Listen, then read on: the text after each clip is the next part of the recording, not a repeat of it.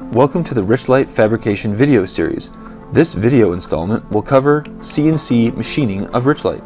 CNC machining is an excellent way to fabricate curves and large cutouts.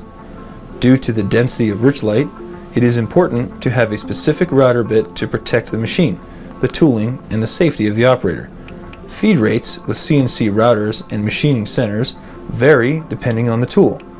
Please consult with your machine tool manufacturer for more information regarding the specific application of cutting cellulose sheet phenolic resin panels.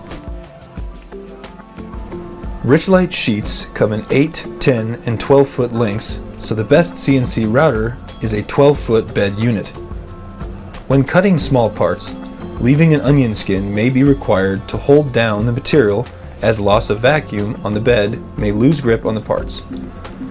Due to the density of the material, multiple passes may be required with a max depth of 1/2 inch per pass. It is recommended to rough cut the material and finish with a very final pass for the cleanest edge. Feed speeds vary depending on the machine and tooling.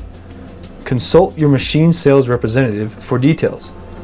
A saw is typically a better tool for cutting long, straight edges, while CNC routers are superior for cutting curves and circles.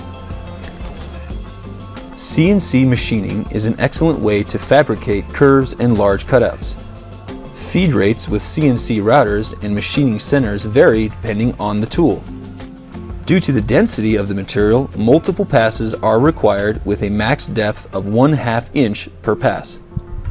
Thank you for your time, and we hope that this video has been informative.